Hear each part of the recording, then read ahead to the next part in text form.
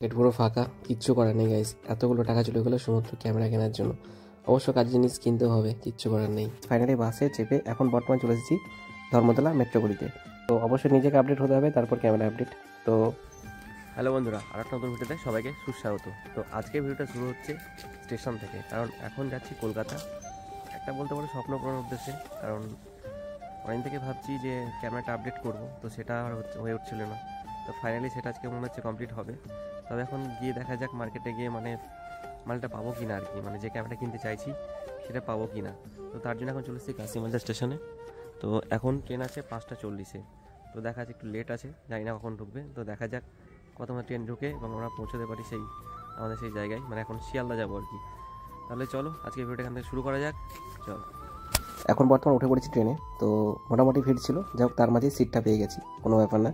আর একটু occurred feel হচ্ছে কারণ কারণ জ্যাকেটটা আমার নয়, আর আমি কলকাতা যাবো বলে বেরিয়ে নিই বাড়ি থেকে আর কি। তো আমি ডিরেক্ট শ্বশুর বাড়ি থেকে বেরিয়েছিলাম, যার জন্য একটা জ্যাকেটটা কোনোরকম হয়ে গেছে আর কি। তো যাই হোক এখন নেমে পড়ছি শিয়ালদা স্টেশনে।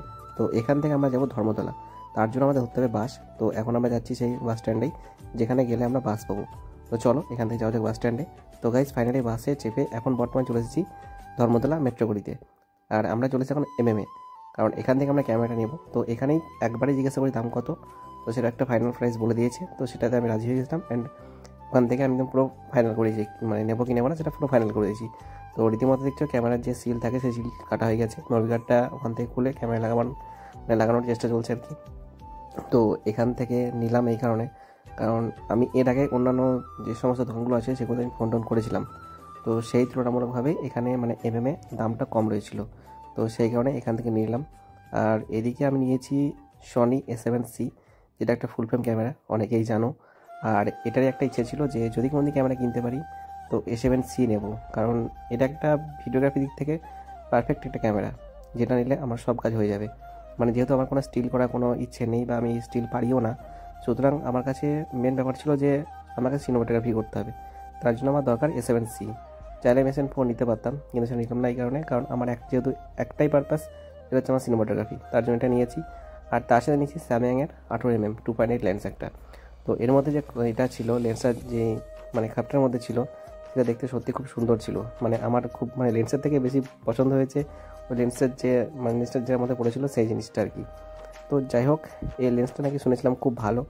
তো সেই সমস্ত রিভিউ পেয়ে তারপর গিয়েছিলাম কিনতে। তো ঠিক আছে, এখনও আমি টেস্ট করে দেখিনি যে আমি নিজে জানি না যে ক্যামেরা কেমন, ফুটেজ কেমন আসবে না আসবে, কারণ যেহেতু আমি ইউজ করিনি, শুধুমাত্র রিভিউ দেখে গেছি। তো এখানে সব কিছু সেট। তো এখন বর্তমানে আমি ক্যামেরা হাতে নিয়ে দেখব যে ঠিকঠাক রয়েছে কিনা। তো এখন আমি হাতে পাইনি। তো যাই হোক, ওরা সব কিছু সেট ফেট করে দিচ্ছিল, আর সেই সময় তার মাঝে আমি একবার হাতে নিয়েছিলাম। তো সেই সময়ের ভিডিও হয়তো এখানে করা নেই আর কি।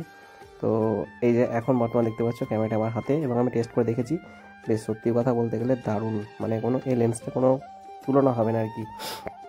তো যাই হোক, খুব ভালো লেগেছে। এবার বিষয় হলো যে আমাকে এবার টাকা পেমেন্ট করতে হবে। আর তার সাথেও ছিল আমার একটা স্ক্রিন গার্ড, যেটা আমি নিতে ভুলে গেছিলাম। আর দেখেছিল একটা ইপি ফিল্টার, এনডি ফিল্টার। তো এটার দাম অনেক ছিল, আমার কাছে সেরকম টাকাও ছিল না, ওই জন্য নিতেও পারিনি। তো যেটুকু টাকা ছিল মোটামুটি পকেট ফাঁকা করেই ক্যামেরা কিনে নিয়েছি।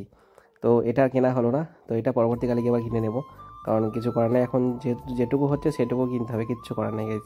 এখন তো ক্যামেরা টোটাল রেডি হয়ে গেছে, এবার হচ্ছে পেমেন্টের পালা। তো পেমেন্ট আমাকে তো করতেই হবে।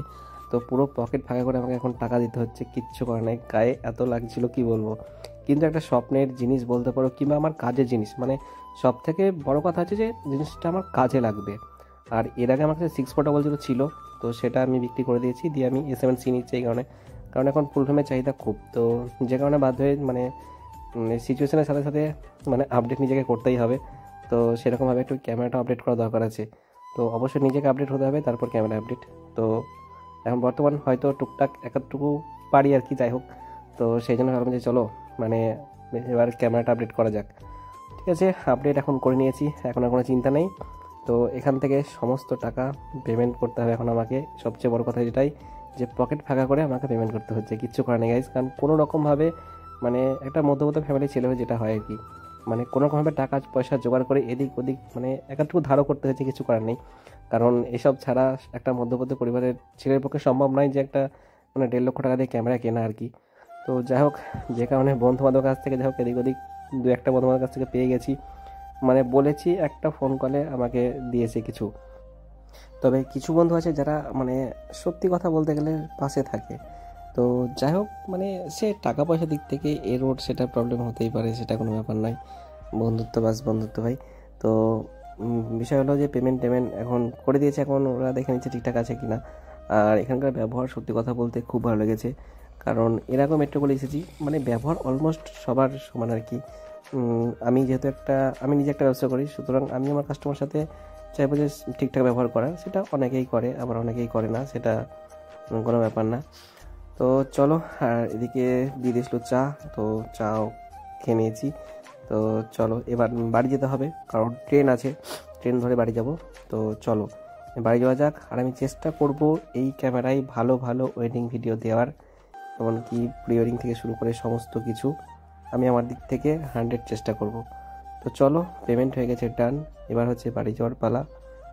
যদি ভিডিওটি ভালো লেগে থাকে তাহলে অবশ্যই লাইক, কমেন্ট, শেয়ার অ্যান্ড চ্যানেলটাকে সাবস্ক্রাইব করে দিও। আর যদি ফেসবুক থেকে দেখে থাকো তাহলে অবশ্যই পেজটি ফলো করে দিও।